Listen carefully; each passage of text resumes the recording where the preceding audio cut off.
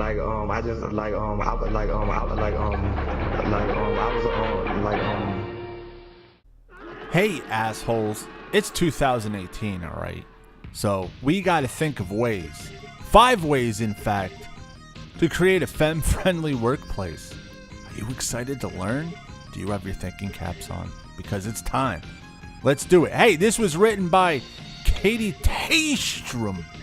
Yeah, you can see her lovely picture over there to the side, but but you know this is some serious shit because it's got 75 shares. How much shares did you get? Oh, none? That's right, because you're not Katie Taystrom. Let's get started. There's a myth that if you have enough women and femmes, the hell, if it's not a woman, what the hell is a femme? Is that one of them weirdos that wear dresses and wigs and shit? I don't want them around me. They're dangerous. In your organization is automatically not sexist or femme-phobic.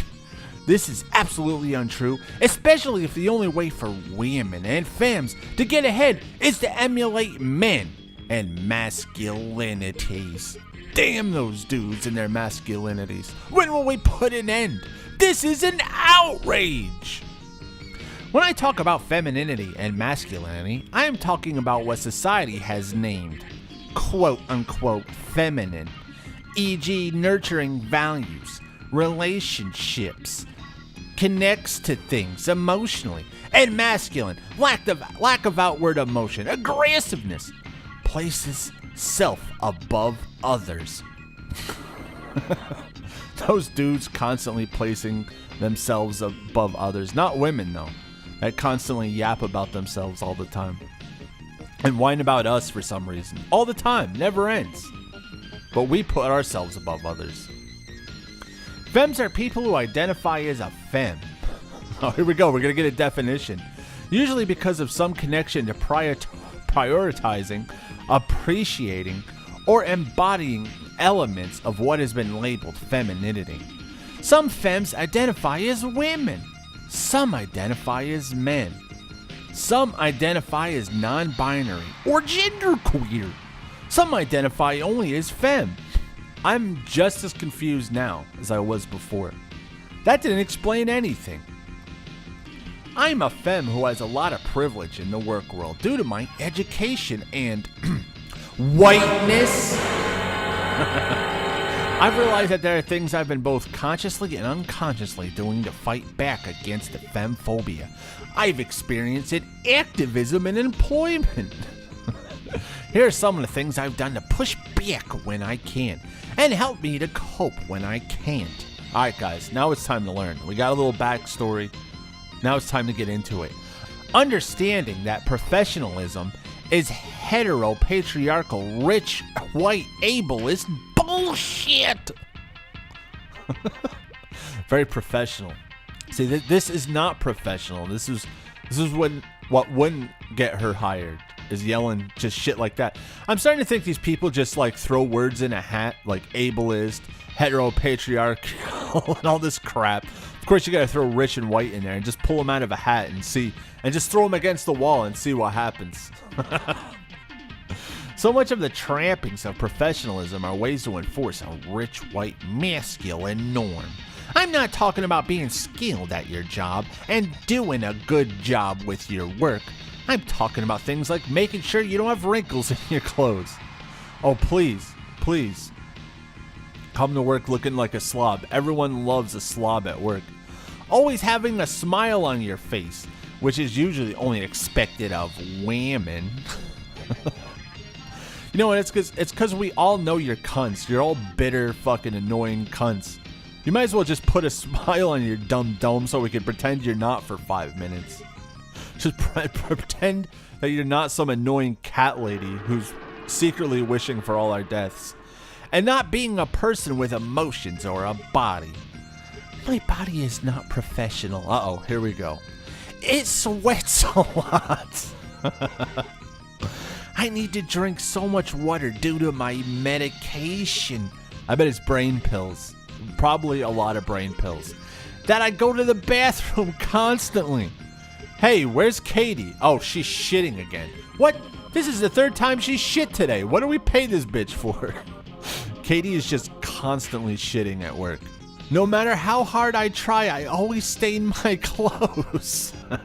Yeah, the back of her pants from constantly shitting.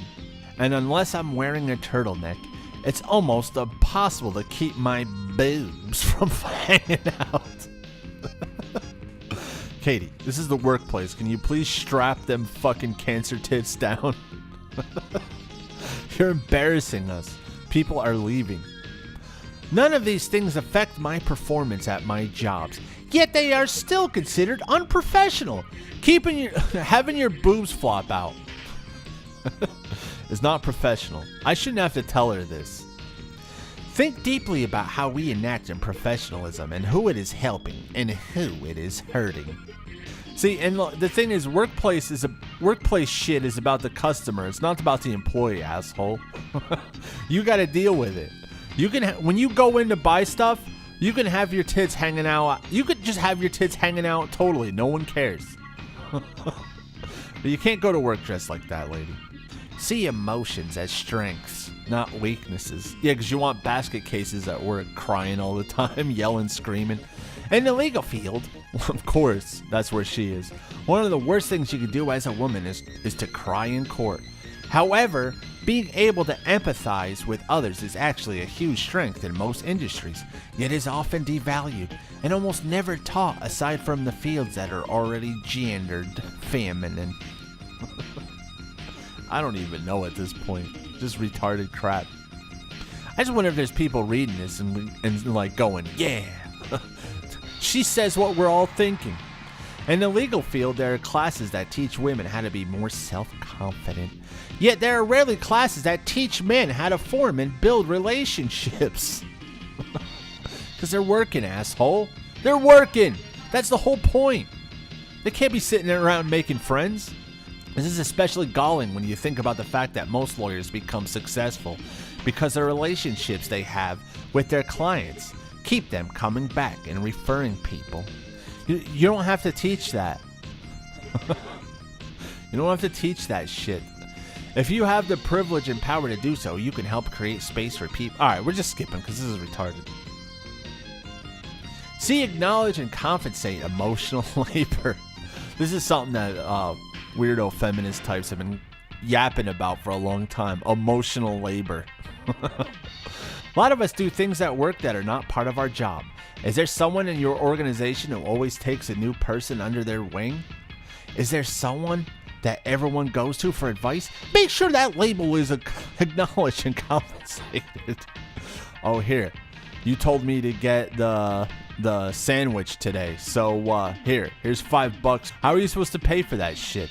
While capitalism uses money to define how important different kinds of work are, people don't work that way. It's femphobic to only acknowledge certain kinds of labor in the workplace. Acknowledge your coworkers' emotional labor in difficult situations. These bitches never understand how much emotional labor it is dealing with fucking broads yapping about this crap all the time.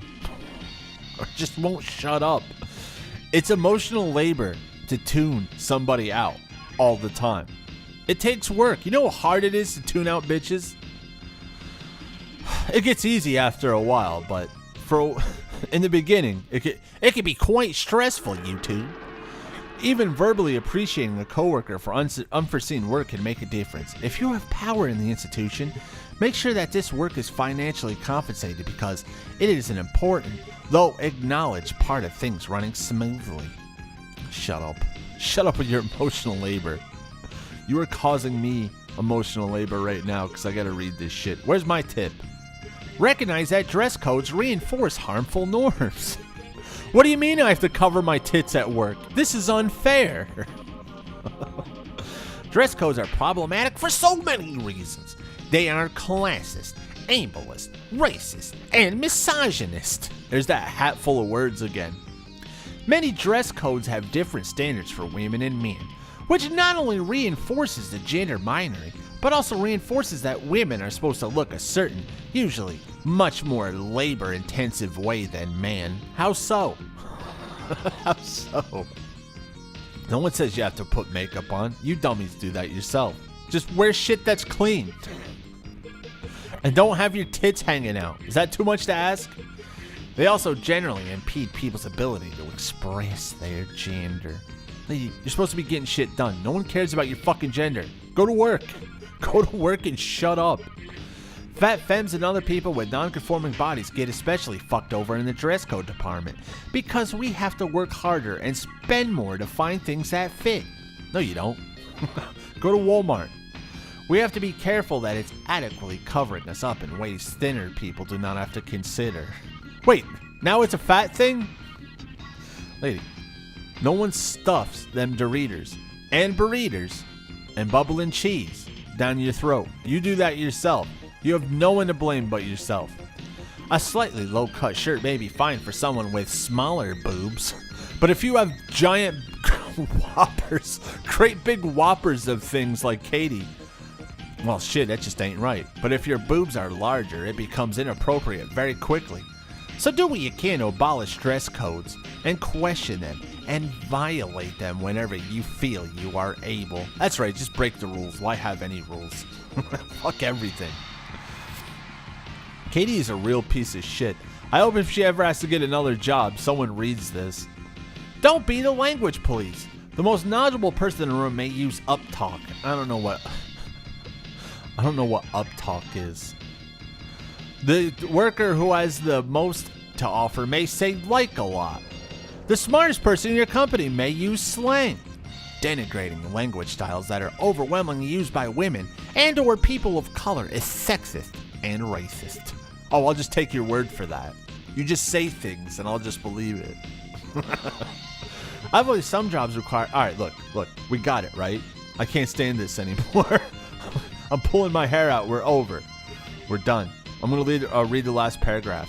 However, those of us with privilege or power in jobs, activism, art, or anywhere where these kinds of aggressions happen need to make changes towards a culture that values femininity as much as it does masculinity.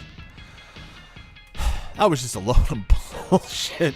I can't believe someone wrote that. But I mean, I've been doing this a while, so I should believe it. I just don't want to believe it. It's awful. Katie is an awful person. Put your tits away, Katie. What the hell's wrong with you? And stop sweating so much. You're gross and you smell. I'll see you later, everybody.